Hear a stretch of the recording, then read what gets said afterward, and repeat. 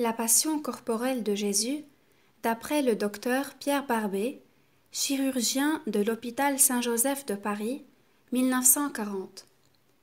S'il est une légende ancrée dans les esprits, c'est celle de la dureté de cœur des chirurgiens.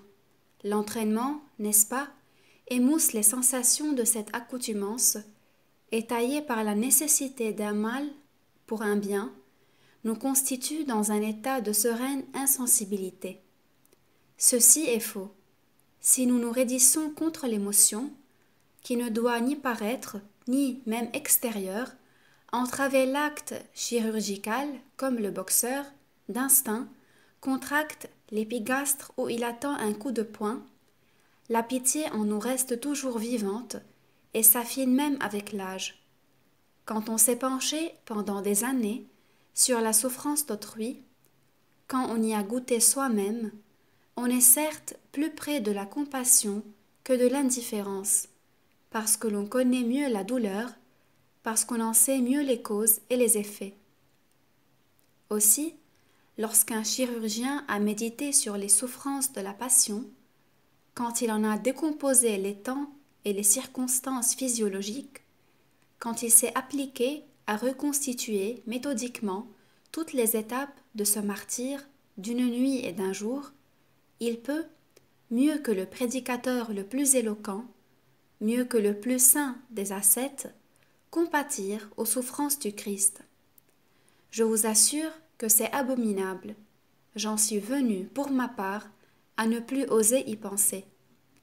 C'est lâcheté sans aucun doute, mais j'estime qu'il faut avoir une vertu héroïque ou ne pas comprendre qu'on doit être un saint ou un inconscient pour faire un chemin de croix. Moi, je ne peux plus. Et c'est pourtant ce chemin de croix qu'on me demande d'écrire. C'est ce que je ne veux pas refuser, parce que je suis sûre qu'il doit faire du bien. Venez à mon aide. Vous qui les avez supportés, faites que je sache bien expliquer vos souffrances. Peut-être, en m'efforçant de rester objectif, en opposant à l'émotion mon insensibilité chirurgicale, peut-être pourrais-je arriver au bout. Si je sanglote avant la fin, eh bien, mon pauvre ami, fais comme moi sans honte. C'est simplement que tu auras compris. Suis-moi donc.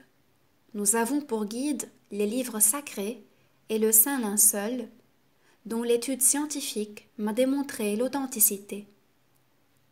La passion, au vrai, commence à la nativité, puisque Jésus, dans son omniscience divine, a toujours su, vu et voulu les souffrances qui attendaient son humanité.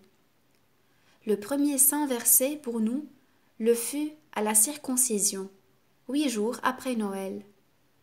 On peut déjà imaginer ce que doit être pour un homme la prévision exacte de son martyre. En fait, c'est à Gethsémani que va commencer l'Holocauste Jésus, ayant fait manger aux siens sa chair et boire son sang, les entraîne à la nuit dans ce clos d'olivier dont ils ont l'habitude. Il les laisse camper près de l'entrée, emmène un peu plus loin ses 3 intimes et s'en écarte à un jet de pierre pour se préparer en priant. Il sait que son heure est venue. Lui-même a envoyé le traître de Cariote. Il a hâte d'en finir et il le veut. Mais comme il a revêtu, en s'incarnant, cette forme d'esclave qu'est notre humanité, celle-ci se révolte et c'est toute la tragédie d'une lutte entre sa volonté et la nature. Cette coupe qu'il lui faut boire, elle contient 2 amertumes. Tout d'abord, les péchés des hommes qu'il doit assumer. Lui, le juste, pour racheter ses frères, et c'est sans doute le plus dur. Une épreuve que nous ne pouvons pas imaginer, parce que les plus saints d'entre nous sont ceux qui le plus vivement sentent leur indignité et leur infamie. Peut-être comprenons-nous mieux la prévision, la prédégustation des tortures physiques, qu'il subit déjà en pensée. Pourtant, nous n'avons expérimenté que le frisson rétrospectif des souffrances passées. C'est quelque chose d'indicible. C'est bien son humanité qui parle et qui se soumet, car sa divinité sait ce qu'elle veut de toute éternité. L'homme est dans une impasse. Ses trois fidèles sont endormis. Dit saint Luc, pauvres hommes. La lutte est épouvantable. Un ange vient le réconforter, mais en même temps, semble-t-il, recevoir son acceptation. C'est la sueur de sang que certains exégètes rationalistes, subordant quelques miracles, ont traité de symbolique. Il est curieux de constater que de bêtises ces matérialistes modernes peuvent dire en matière scientifique. Remarquons que le seul évangéliste qui rapporte le fait est un médecin. Et notre vénéré confrère Luc le fait avec la précision, la concision d'un bon clinicien. L'hématidrose est un phénomène très rare, mais bien décrit. Elle se produit, comme l'écrit le docteur Beck, dans des conditions tout à fait spéciales, une grande débilité physique accompagnée d'un ébranlement moral, suite d'une émotion profonde, d'une grande peur. La frayeur, l'épouvante sont ici au maximum, et l'ébranlement moral. C'est ce que Luc exprime par agonia, qui en grec signifie lutte et anxiété. Et sa sueur devint comme des gouttes de sang roulant jusque par terre. À quoi bon expliquer le phénomène? Une vasodilatation intense des capillaires sous-cutanés qui se rompent au contact des culs de sacs de millions de glandes sudoripares, le sang se mêle à la sueur, et c'est ce mélange qui perle et se rassemble et coule sur tout le corps en quantité suffisante pour tomber sur le sol. Notez que cette hémorragie microscopique se produit dans toute la peau, qui est déjà ainsi lésée dans son ensemble, en quelque sorte endolorie, attendrie pour tous les coups futurs. Mais passons. Voici Judas et les valets du temple, armés de glaives et de bâtons. Ils ont des lanternes et des cordes. Comme le procès criminel doit être jugé par le procurateur, ils ont obtenu un peloton de la cohorte romaine. Le tribun de l'Antonia les accompagne afin d'assurer l'ordre. Le tour des Romains n'est pas encore venu. Ils sont là derrière ces fanatiques, distants et méprisants. Jésus se met en avant. Un mot de lui suffit à renverser ses agresseurs, dernière manifestation de son pouvoir, avant qu'il s'abandonne à la volonté divine. Le brave Pierre en a profité pour amputer l'oreille de Malchus, et miracle dernier, Jésus l'a ressoudé. Mais la bande hurlante s'est ressaisie, a garrotté le Christ. Elle l'emmène, sans aménité, on peut le croire, laissant filer les comparses. C'est l'abandon, tout au moins apparent. Jésus sait bien que Pierre et Jean le suivent, et que Marc n'échappera à l'arrestation qu'en s'enfuyant tout nu, laissant aux gardes le drap qui l'enveloppait. Mais les voici devant Caïphe, et le Sanhédrin. Nous sommes en pleine nuit. Il ne peut surgir que d'une instruction préalable. Jésus refuse de répondre. Sa doctrine, il l'a prêchée ouvertement. Caïphe est désorienté, furieux, et l'un de ses gardes, traduisant ce dépit, lance un grand coup dans la figure du prévenu. Ceci n'est rien. Il faut attendre le matin pour une audition de témoins. Jésus est entraîné hors de la salle, dans la cour. Il voit Pierre, qu'il a renié par 3 fois, et d'un regard, il lui pardonne. On le traîne dans quelque salle basse, et la canaille des valets va s'en donner à cœur joie contre ce faux prophète, qui tout à l'heure encore les a jetés à terre par on ne sait quelle sorcellerie. On l'accable de gifles et de coups de poing. on lui crache au visage. Et puisqu'aussi bien il n'y a pas moyen de dormir, on va s'amuser un peu. Un voile sur sa tête, et chacun y va de son coup. Les soufflets retentissent, et ces brutes ont la main lourde. Prophétise, dis-nous, Christ, qui t'a frappé? Son corps est déjà tout endolori. Sa tête sonne comme une cloche. Des vertiges le prennent, et il se tait. D'un mot, il pourrait les anéantir. Cette racaille finit par se lasser, et Jésus attend. Au petit jour, deuxième audience, défilé lamentable de faux témoins qui ne prouvent rien. Il faut qu'il se condamne lui-même en affirmant sa filiation divine, et ce bas histrion de Caïphe proclame le blasphème en déchirant ses vêtements. Oh, rassurez-vous, ces bons juifs prudents et peu portés à la dépense ont une fente toute préparée et légèrement recousue qui peut servir un grand nombre de fois. Il n'y a plus qu'à obtenir de Rome la condamnation à mort qu'elle s'est réservée dans ce pays de protectorat. Jésus, déjà harassé de fatigue et tout moulu de coups, va être traîné à l'autre bout de Jérusalem, dans la ville haute, à la tour Antonia, sorte de citadelle, d'où la majesté romaine assure l'ordre dans la cité trop effervescente à son gré. La gloire de Rome est représentée par un malheureux fonctionnaire, petit Romain de la classe des chevaliers, parvenu trop heureux d'exercer ce commandement difficile sur un peuple fanatique, hostile et hypocrite, très soucieux de garder sa place, coincé entre les ordres impératifs de la métropole et les menées sournoises de ces juifs souvent très bien en cour auprès des empereurs. En résumé, c'est un pauvre homme.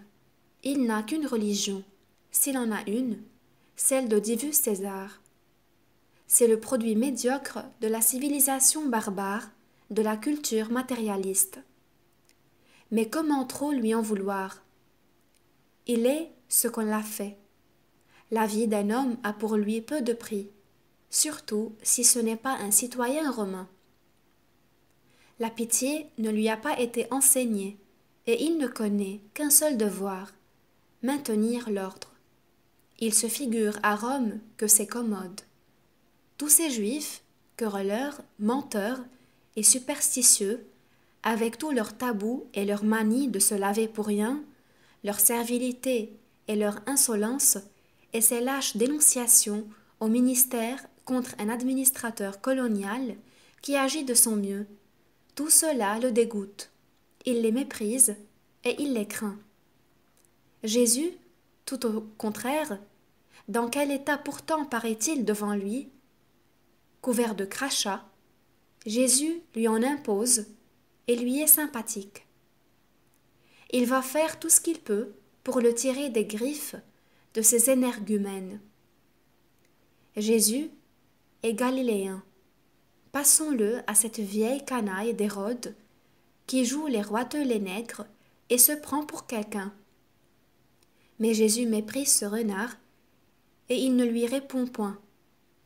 Le voici revenu, avec la tourbe qui hurle et ces insupportables pharisiens qui piaillent sur un ton suraigu en agitant leurs barbiches. Ô Dieu, ces palabres, qu'il reste dehors, puisqu'aussi bien il se croirait souillé, rien qu'à entrer dans un prétoire romain. Pontius interroge ce pauvre homme qui l'intéresse, et Jésus ne le méprise pas. Il a pitié de son ignorance invincible. Il lui répond avec douceur et tente même de l'instruire. Ah, s'il n'y avait que cette canaille qui hurle dehors, une bonne sortie de la cohorte ferait vite cum gladio, taire les plus braillards et s'égailler les autres. Il n'y a pas si longtemps que j'ai fait massacrer dans le temple quelques Galiléens un peu trop excités. Oui, mais ces Sanhédrites sournois commencent à insinuer que je ne suis pas l'ami de César, et avec ça, il n'y a pas à plaisanter. Et puis, Mérecle. Que signifient toutes ces histoires de roi des Juifs, de fils de Dieu et de Messie? Si Pilate avait lu les Écritures, peut-être serait-il un autre Nicodème, car Nicodème aussi est un lâche. Mais c'est la lâcheté qui va rompre les digues. Cet homme est bien injuste. Je le fais flageller. Oh, logique romaine, peut-être que ces brutes auront quelque pitié. Mais moi aussi je suis un lâche. Car si je m'attarde à plaider pour ce qui rite lamentable, ce n'est que pour retarder ma douleur. Les soldats de garde emmènent Jésus dans l'atrium du prétoire et appellent à la rescousse toute la cohorte. Les distractions sont rares dans ce pays d'occupation. Pourtant, le Seigneur a souvent manifesté une spéciale sympathie pour les militaires. Comme il a admiré la confiance et l'humilité de ce centurion et son affectueuse sollicitude pour son serviteur qui l'a guéri, rien ne m'ôtera la conviction que c'était l'ordonnance de ce lieutenant d'infanterie coloniale. Et tout à l'heure, ce sera le centurion de garde au calvaire qui, le premier, va proclamer sa divinité. La cohorte semble prise d'un délire collectif que Pilate n'a pas prévu. Satan est là, qui leur souffle la haine. Mais il suffit. Plus de discours, rien que des coups, et tâchons d'aller jusqu'au bout. Il le déshabille et l'attache tout nu à une colonne de l'atrium. Les bras sont tirés en l'air et les poignets liés en haut du fût. La flagellation se fait avec des lanières multiples, sur lesquelles sont fixées, à quelque distance de l'extrémité libre, 2 balles de plomb ou des osselets. C'est du moins à ce genre de flagrum que répondent les stigmates du saint linceul. Le nombre de coups est fixé à 39 par la loi hébraïque, mais les bourreaux sont des légionnaires déchaînés. Ils iront jusqu'aux limites de la syncope. En fait, les traces du linceul sont innombrables et presque toutes sur la face postérieure. Le devant du corps est contre la colonne. On les voit sur les épaules, sur le dos et les reins. Les coups de fouet descendent sur les cuisses, sur les mollets. Et là, l'extrémité des lanières, au-delà des balles de plomb, encercle le membre et vient marquer son sillon jusque sur la face antérieure. Les bourreaux sont 2, un de chaque côté, de taille inégale. Tout ceci se déduit de l'orientation des traces du linceul. Ils frappent à coups redoublés, avec un grand hahan. Au premier coup, les lanières laissent de longues traces livides, de longs bleus, d'échymose sous-cutanée. Rappelez-vous que la peau a été déjà modifiée, endolorie par les millions de petites hémorragies intradermiques de la sueur de sang. Les balles de plomb marquent davantage.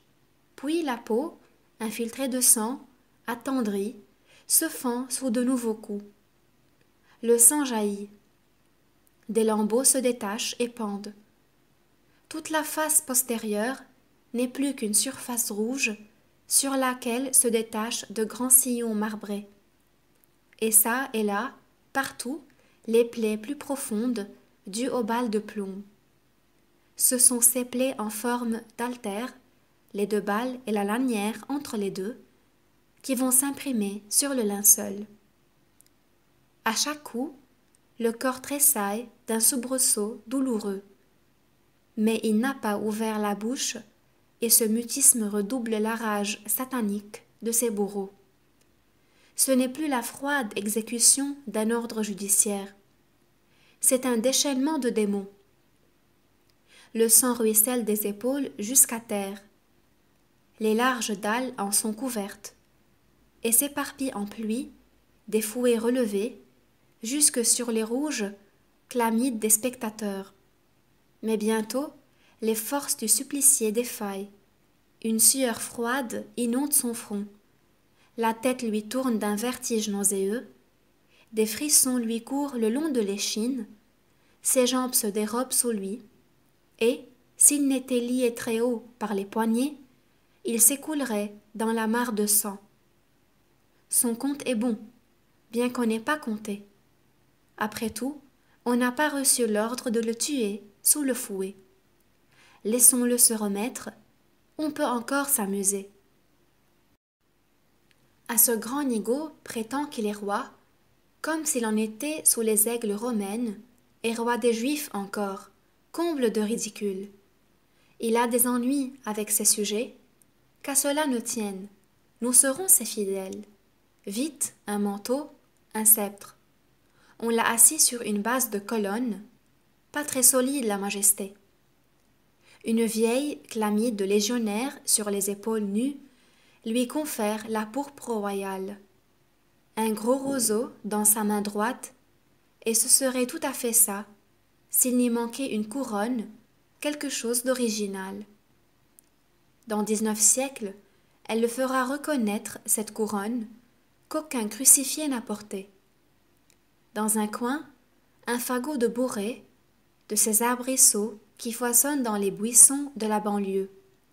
C'est souple, et ça porte de longues épines, beaucoup plus longues, plus aiguës et plus dures que l'acacia. On en tresse avec précaution. Aïe, ça pique, une espèce de fond de panier qu'on lui applique sur le crâne. On en rabat les bords, et avec un bandeau de jonc tordu, on en serre la tête entre la nuque et le front. Les épines pénètrent dans le cuir chevelu et cela saigne. Nous savons, nous, chirurgiens, combien cela saigne, un cuir chevelu. Déjà le crâne est tout englué de caillots. De longs ruisseaux de sang ont coulé sur le front, sous le bandeau de jonc, ont inondé les longs cheveux, tout emmêlés, et ils ont rempli la barbe. La comédie d'adoration a commencé. Chacun tour de rôle vient fléchir le genou devant lui, avec une affreuse grimace, suivie d'un grand soufflet. « Salut, roi des Juifs !» Mais lui ne répond rien. Sa pauvre figure ravagée et pâlie n'a pas un mouvement. Ce n'est vraiment pas drôle. Exaspéré, les fidèles sujets lui crachent au visage. « Tu ne sais pas tenir ton sceptre, donne !» Et pan, un grand coup sur le chapeau d'épines qui s'enfonce un peu plus. Et orion de pleuvoir. Je ne me rappelle plus. Serait-ce un de ces légionnaires, ou bien l'a-t-il reçu des gens du Sanhédrin? Mais je vois à présent qu'un grand coup de bâton, donné obliquement, a laissé sur la joue une horrible plaie contuse, et que son grand nez sémitique, si noble, est déformé par une fracture de l'arête cartilagineuse. Le sang coule de ses narines, dans ses moustaches. Assez, mon Dieu. Mais voici que revient Pilate, un peu inquiet du prisonnier. Qu'en auront fait ces brutes? Aïe, ils l'ont bien arrangé. Si les Juifs ne sont pas contents. Il va le leur montrer au balcon du prétoire, dans sa tenue royale, tout étonné lui-même de ressentir quelque pitié pour cette loque humaine. Mais il a compté sans la haine. Tol, crucifige. Ah, les démons! Et l'argument terrible pour lui, il s'est fait roi. Si tu l'absous, tu n'es pas l'ami de César. Alors, le lâche s'abandonne et se lave les mains. Mais, comme l'écrira saint Augustin, ce n'est pas toi, Pilate, qui l'as tué, mais bien les Juifs, avec leur langue acérée. Et en comparaison d'eux, tu es toi-même beaucoup plus innocent. On lui arrache la chlamyde qui a déjà collé à toutes ses blessures, le sang recoule, il a un grand frisson. On lui remet ses vêtements qui se teintent de rouge. La croix est prête, on la lui charge sur les épaules. Par quel miracle d'énergie peut-il rester debout sous ce fardeau? Ce n'est en réalité pas toute la croix, mais seulement la grosse poutre horizontale qu'il doit porter jusqu'au Golgotha. Mais cela pèse encore près de 50 kilos, Le pieu vertical est déjà planté au calvaire. Et la marche commence. Pieds nus, dans des rues au sol raboteux, semées de cailloux. Les soldats tirent sur les cordes qui le lient, soucieux de savoir s'il ira jusqu'au bout. 2 larrons le suivent en même équipage. La route, heureusement, n'est pas très longue, environ 600 mètres, et la colline du calvaire est presque en dehors de la porte d'Éphraïm. Mais le trajet est très accidenté, même à l'intérieur des remparts. Jésus, péniblement, met un pied devant l'autre, et souvent il s'effondre. Il tombe sur les genoux, qui ne sont bientôt qu'une plaie. Les soldats d'escorte le relèvent, sans trop le brutaliser. Ils sentent qu'il pourrait très bien mourir en route. Et toujours cette poutre, en équilibre sur l'épaule, qui l'a meurtri de ses aspérités et qui semble vouloir y pénétrer de force. Je sais ce que c'est. J'ai coltiné jadis, au 5e génie, des traverses de chemin de fer, bien rabotées, et je connais cette sensation de pénétration dans une épaule ferme et saine. Mais lui, son épaule est couverte de plaies, qui se rouvrent et s'élargissent et se creusent à chaque pas. Il est épuisé. Sur sa tunique, sans couture, une tache énorme de sang va toujours en s'élargissant, et elle s'étend jusque sur le dos. Il tombe encore, et cette fois de tout son long. La poutre lui échappe. Va-t-il pouvoir se relever? Heureusement vient à passer un homme, retour des champs, ce Simon de Cyrène, qui, tout comme ses fils Alexandre et Rufus, sera bientôt un bon chrétien. Les soldats le réquisitionnent pour porter cette poutre. Ils ne demandent pas mieux le brave homme. Oh, comme je le ferais bien. Il n'y a plus finalement que la pente du Golgotha à gravir, et péniblement on arrive au sommet.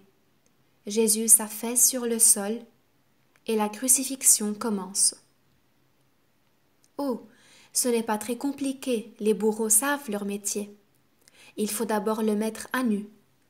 Les vêtements de dessus, c'est encore facile, mais la tunique, intimement, est collée à ses plaies, pour ainsi dire, à tout son corps, et ce dépouillement est simplement atroce.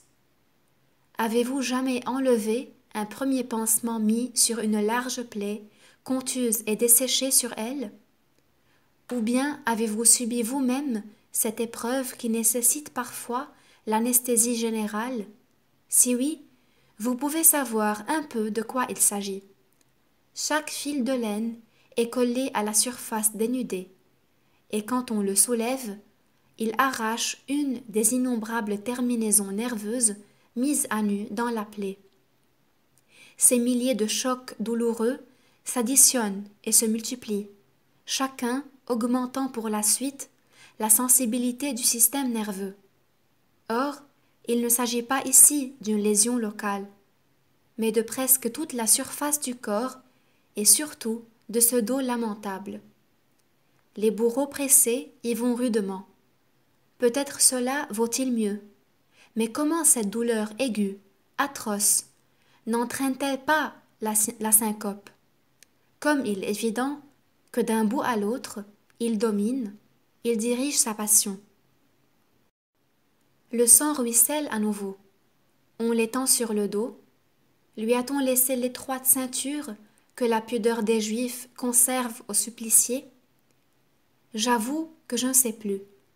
Cela a si peu d'importance. Dans tous les cas, en son linceul, il sera nu. Les plaies de son dos, des cuisses et des mollets s'incrustent de poussière et de menus graviers. On l'a mis au pied du stipe, les épaules couchées sur le patibulum. Les bourreaux prennent les mesures, un coup de tarière pour amorcer les trous des clous, et l'horrible chose commence. Un aide allonge l'un des bras, la paume en haut. Le bourreau prend son clou, un long clou pointu et carré, qui, près de sa grosse tête, est large de 8 millimètres. Il le pique sur le poignet, dans ce pli antérieur qu'il connaît d'expérience. Un seul coup de son gros marteau. Le clou est déjà fiché dans le bois, où quelques pampans énergiques le fixent solidement. Jésus n'a pas crié, mais son visage horriblement s'est contracté. Mais surtout, j'ai vu au même instant son pouce, d'un mouvement violent, impérieux, se mettre en opposition dans la paume. Son nerf médian a été touché. Mais alors, je ressens ce qu'il a éprouvé. Une douleur indicible, fulgurante, qui s'est éparpillée dans ses doigts, a jailli comme un trait de feu jusqu'à son épaule, et elle a éclaté dans son cerveau. C'est la douleur la plus insupportable qu'un homme puisse éprouver, celle que donne la blessure des gros troncs nerveux. Presque toujours, elle entraîne la syncope et c'est heureux. Jésus n'a pas voulu perdre sa connaissance. Encore, si le nerf était entièrement coupé, mais non, j'en ai l'expérience. Il n'est que partiellement détruit. La plaie du tronc nerveux reste en contact avec ce clou. Et sur lui, tout à l'heure, quand le corps sera suspendu, il sera fortement tendu comme une corde à violon sur son chevalet. Et il vibrera à chaque secousse, à chaque mouvement, réveillant la douleur horrible. Il en a pour 3 heures. L'autre bras est tiré par l'aide. Les mêmes gestes se répètent, et les mêmes douleurs. Mais cette fois, songez-y bien, il sait ce qu'il attend. Il est maintenant fixé sur le patibulum, qu'il suit étroitement des 2 épaules et des 2 bras. Il a déjà forme de croix comme il est grand. Allons, debout. Le bourreau et son aide empoignent les bouts de la poutre et redressent le condamné, assis d'abord et puis debout, et puis, le reculant, l'adossent au poteau. Mais c'est hélas, en tiraillant sur ses 2 mains clouées, d'un grand effort, à bout de bras, mais le stipe n'est pas très haut, rapidement, car c'est bien lourd. Il s'accroche d'un geste adroit, le patibulum en haut du stipe. À son sommet, 2 clous fixent le titulus trilingue. Le corps tirant sur les bras, qui s'allongent obliques, s'est un peu affaissé.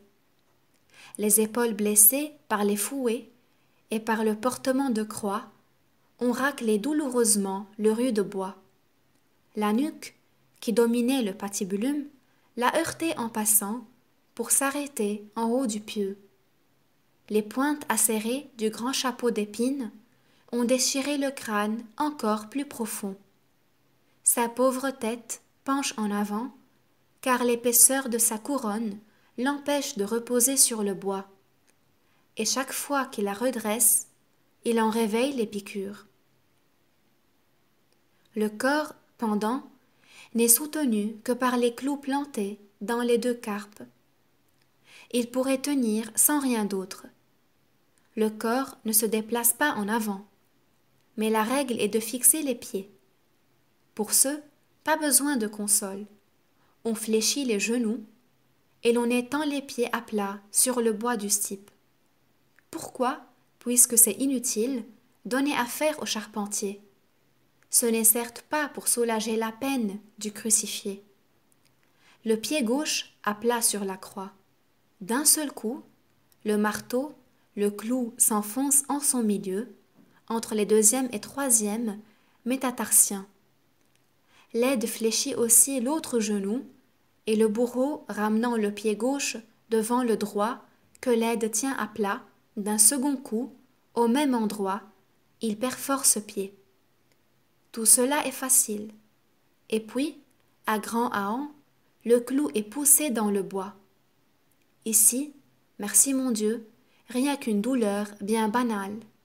Mais le supplice à peine a commencé. À 2 hommes, tout le travail n'a guère duré plus de 2 minutes, et les plaies ont fort peu saigné. On s'affaire alors auprès des 2 larrons. Pour cela, des cordes suffisent, et les 3 gibets sont garnis face à la ville déicide. N'écoutons pas tous ces Juifs triomphants qui insultent à sa douleur. Il leur a été déjà pardonné, car ils ne savent ce qu'ils font. Jésus d'abord s'est affaissé. Après tant de tortures, pour un corps épuisé, cette immobilité semble presque un repos, coïncidant avec une baisse de son tonus vital. Mais il a soif. Oh, il ne l'a pas encore dit. Avant de se coucher sur la poutre, il a refusé la potion analgésique, vin mêlé de myrrhe et de fiel, que préparent les charitables femmes de Jérusalem. Sa souffrance, il la veut entière. Il sait qu'il la dominera. Il a soif, oui. Il n'a rien bu ni rien mangé depuis hier au soir. Il est midi. Sa sueur de Gethsémani, toutes ses fatigues, la grosse hémorragie du prétoire et les autres, et même ce peu qui coule de ses plaies, tout cela lui a soustrait une bonne partie de sa masse sanguine. Il a soif. Ses traits sont tirés. Sa figure hâve est sillonnée de sang qui se coagule partout. Sa bouche est entr'ouverte et sa lèvre inférieure déjà commence à pendre. Un peu de salive coule dans sa barbe, mêlée au sang issu de son nez écrasé. Sa gorge est sèche et embrasée, mais il ne peut plus déglutir. Il a soif. Dans cette face tuméfiée, toute sanglante et déformée, comment pourrait-on reconnaître le plus beau des enfants des hommes? Elle serait affreuse si on n'y voyait pas, malgré tout, resplendir la majesté sereine du Dieu qui veut sauver ses frères. Il a soif, et tout à l'heure il le dira pour accomplir les Écritures. Et un grand benné de soldats, voilant sa compassion sous une raillerie, imbibant une éponge de sa posca acidulée, disent les évangiles, la lui tendra au bout d'un roseau. En boira-t-il seulement une goutte? On a dit que le fait de boire détermine chez ces pauvres suppliciés une syncope mortelle. Comment, après avoir reçu l'éponge, pourra-t-il donc parler encore 2 ou 3 fois? Non, non, il mourra à son heure. Il a soif. Et cela vient de commencer. Mais, au bout d'un moment, un phénomène étrange se produit. Les muscles de ses bras se raidissent d'eux-mêmes en une contracture qui va s'accentuant. Ses deltoïdes, ses biceps sont tendus et saillants. Ses doigts s'incurvent en crochets, des crampes. Vous avez tous, peu ou prou, senti cette douleur progressive et aiguë dans un mollet, entre 2 côtes, un peu partout. Il faut, tout à fait cessante, détendre en l'allongeant ce muscle contracté. Mais regardons, voici maintenant aux cuisses et aux jambes les mêmes saillies monstrueuses, rigides, et les orteils qui se recourbent. On dirait un blessé atteint de tétanos, en proie à ces horribles crises que l'on ne peut pas oublier. C'est ce que nous appelons la tétanie, quand les crampes se généralisent. Et voici que c'est fait. Les muscles du ventre se raidissent en vagues figées, puis les intercostaux, puis les muscles du cou et les muscles respiratoires. Son souffle peu à peu est devenu plus court, superficiel. Ses côtes, déjà soulevées par la traction des bras, se sont encore surélevées. L'épigastre se creuse et aussi les salières au-dessus des clavicules. L'air entre en sifflant, mais ne sort presque plus. Il respire tout en haut, inspire un peu, ne peut plus expirer. Il a soif d'air.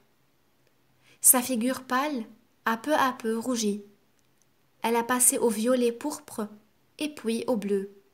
Il asphyxie. Ses poumons gorgés d'air ne peuvent plus se vider. Son front est couvert de sueur. Ses yeux exorbités chavirent. Quelle atroce douleur doit marteler son crâne. Il va mourir. Eh bien, tant mieux. N'a-t-il donc pas assez souffert? Mais non, son heure n'est pas venue. Ni la soif, ni l'hémorragie, ni l'asphyxie, ni la douleur n'auront raison du Dieu Sauveur, et s'il meurt avec ces symptômes, il ne mourra vraiment que parce qu'il le veut bien. Et c'est ainsi qu'il ressuscitera. Alléluia. Que se passe-t-il donc?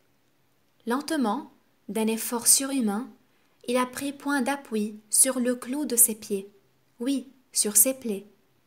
Les coups de pied et les genoux s'étendent peu à peu, et le corps, par à-coups, remonte, soulageant la traction des bras. Cette traction qui était de plus de 90 kilos sur chaque main. Alors, voici que de lui-même, le phénomène diminue. La tétanie régresse, les muscles se détendent, tout au moins ceux de la poitrine. La respiration devient plus ample et redescend. Les poumons se dégorgent et bientôt la figure a repris sa pâleur d'avant. Pourquoi tout cet effort? C'est qu'il veut nous parler. Oh oui, qu'il nous pardonne, à nous qui sommes ses bourreaux. Mais au bout d'un instant, son corps commence à redescendre et la tétanie va reprendre. Et chaque fois qu'il parlera, nous avons retenu au moins 7 de ces phrases, et chaque fois qu'il voudra respirer, il lui faudra se redresser pour retrouver son souffle, en se tenant debout sur le clou de ses pieds. Et chaque mouvement retentit dans ses mains, en douleur indicible. C'est l'asphyxie périodique du malheureux qu'on étrangle et qu'on laisse reprendre vie pour l'étouffer en plusieurs fois. À cette asphyxie, il ne peut échapper. Pour un moment, qu'au prix de souffrances atroces et par un acte volontaire. Et cela va durer 3 heures. Mais mourez donc, mon Dieu. Je suis là, au pied de la croix, avec sa mère et Jean et les femmes qui le servaient. Le centurion, un peu à part, observe avec une attention déjà respectueuse. Entre deux asphyxies, il se dresse et il parle. « Fils, voici votre mère. Oh oui, chère maman, qui depuis ce jour-là nous avait adoptés. » Un peu plus tard, ce pauvre bougre de larron s'est fait ouvrir le paradis. « Mais quand donc mourrez-vous, Seigneur? » « Je sais bien, Pâques vous attend et votre corps ne pourrira pas comme les nôtres. Mais, mon pauvre Jésus, excusez le chirurgien, toutes vos plaies sont infectées. Elles le seraient d'ailleurs à moins. Je vois distinctement sur elles sointer une lymphe blonde et transparente qui se collecte au point d'éclive en une croutelle cireuse. Sur les plus anciennes déjà, des fausses membranes se forment, qui sécrètent un seropu. Et il est écrit aussi « Putruent et corruptae sunt cicatrices meae ». Un essai de mouches affreuses, de grosses mouches verts et bleues, comme on en voit aux abattoirs et aux charniers, tourbillonnent autour de son corps. Et brusquement, elles s'abattent sur l'une ou l'autre plaie, pour en pomper le su et y pondre leurs œufs. Elles s'acharnent au visage, impossible de les chasser. Par bonheur, depuis un moment, le ciel s'est obscurci, le soleil s'est caché. Il fait soudain très froid. Et ces filles de Belzéboub ont peu à peu quitté la place. Bientôt 3 heures. Enfin, Jésus lutte toujours. De temps en temps, il se redresse. Toutes ses douleurs, sa soif, ses crampes, l'asphyxie et les vibrations de ses 2 nerfs médians ne lui ont pas arraché une plainte. Mais, si ses amis sont bien là, son père, et c'est l'ultime preuve, son père semble l'avoir abandonné. Il sait maintenant qu'il s'en va. la coupe est vide, la tâche est faite, puis de nouveau, se redressant, et comme pour nous faire entendre qu'il meurt de par sa volonté. Mon Père, dit-il, je remets mon âme entre vos mains. Il est mort quand il l'a voulu, et qu'on ne me parle plus de théorie physiologique. Oh oui, Seigneur, soyez loués pour avoir bien voulu mourir, car nous n'en pouvions plus. Maintenant, tout est bien. Dans un dernier soupir, votre tête vers moi, lentement, s'est penchée, droit devant vous, votre menton sur le sternum. Je vois à présent, bien en face, votre visage détendu, rasséréné, que malgré tant d'affreux stigmates, illumine la majesté très douce de Dieu qui est toujours là. Je me suis affalée à genoux devant vous, baisant vos pieds troués, où le sang coule encore, en se coagulant vers les pointes. La rigidité cadavérique vous a saisi brutalement, comme le cerf forcé à la course. Vos jambes sont dures comme l'acier et brûlantes. Quelle température inouïe vous a donné cette tétanie? La terre a tremblé, que m'importe, et le soleil s'est éclipsé. Joseph est allé réclamer votre corps à Pilate, qui ne le refusera pas. Il haït ces Juifs qui l'ont forcé à vous tuer. Cet écriteau sur votre tête proclame bien haut sa rancune. Jésus, roi des Juifs, est crucifié comme un esclave. Le centurion est allé faire son rapport, après vous avoir, le brave homme, proclamé le vrai Fils de Dieu. Nous allons vous descendre, et ce sera facile, une fois les pieds décloués. Joseph et Nicodème décrocheront la poutre du stipe. Jean, votre bien-aimé, vous portera les pieds, à deux autres, avec un drap tordu en corde, nous soutiendrons vos reins. Le linceul est prêt, sur la pierre ici tout près, face au sépulcre. Et là, tout à loisir, on déclouera vos mains. Mais qui vient là? Ah oui, les Juifs ont dû demander à Pilate qu'on débarrasse la colline de ces gibets qui offensent la vue et souilleraient la fête de demain. Race de vipères qui filtraient le moucheron et déglutissaient le chameau. Des soldats brisent à grands coups de barre de fer les cuisses des larrons. Ils pendent maintenant lamentablement, et comme ils ne peuvent plus se soulever sur les cordes des jambes, la tétanie et l'asphyxie les auront bientôt achevés. Mais rien à faire ici pour vous. Laissez-nous donc en paix. Ne voyez-vous pas qu'il est mort? Sans doute, disent-ils. Mais quelle idée a pris l'un d'eux? D'un geste tragique et précis, il a levé la hampe de sa lance, et d'un seul coup oblique au côté droit, il l'enfonce profondément. Oh, pourquoi? Et aussitôt, de la plaie est sorti du sang et de l'eau. Jean l'a bien vu, et moi aussi, et nous ne saurions mentir. Un large flot de sang, liquide et noir, qui a jailli sur le soldat, et peu à peu coule en bavant sur la poitrine, en se coagulant par couches successives. Mais en même temps, surtout visible sur les bords, a coulé un liquide clair et limpide comme de l'eau. Voyons, la plaie est au-dessous et en dehors du mamelon, le cou oblique. C'est donc le sang de l'oreillette et l'eau sort de son péricarde. Mais alors, mon pauvre Jésus, votre cœur est étouffé. Cette douleur angoissante et cruelle du cœur serré dans un étau. N'était-ce pas assez de ce que nous voyons? Est-ce pour que nous le sachions que cet homme a commis son agression bizarre? Peut-être aussi les Juifs auraient-ils prétendu que vous n'étiez pas mort, mais évanoui. Votre résurrection demandait donc ce témoignage. Merci, soldat. Merci, Longuin. Tu mourras un jour en martyr chrétien. Et maintenant, lecteur, remercions Dieu qui m'a donné la force d'écrire cela jusqu'au bout, non pas sans larmes.